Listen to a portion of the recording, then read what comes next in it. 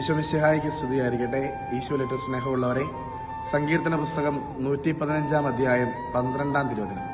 കർത്താവിന് നിന്നെക്കുറിച്ച് ഒരു വിചാരമുണ്ട്, അവിടുന്ന് നിന്നെ അനുഗ്രഹിക്കും.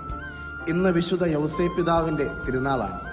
ഈശോയെ ഇത്രയധികം സ്നേഹിച്ച ഒരു മനുഷ്യൻ, ബൈബിളിൽ നിശബ്ദനായി കർത്താവ് പറഞ്ഞ കാര്യം മാത്രം അനുസരിച്ച ഒരു മനുഷ്യൻ. എന്നെ പലപ്പോഴും അത്ഭുതപ്പെടുത്തുക, ഈ നിശബ്ദതയിൽ എങ്ങനെയാണ് ഈ മനുഷ്യൻ ഈ ജീവിതത്തിലെ പ്രയാസങ്ങളെ ഇത്ര നിസ്സാരമായി നേരിട്ടത്?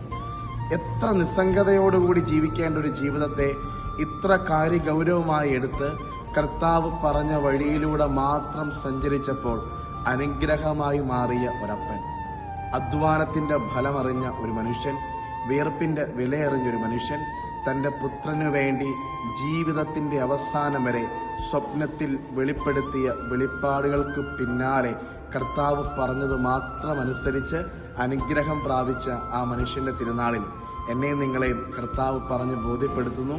നിന്നെക്കുറിച്ച് കർത്താവിന് ഒരു വിചാരമുണ്ട്, അവിടുന്ന് നിന്നെ അനുഗ്രഹിക്കും.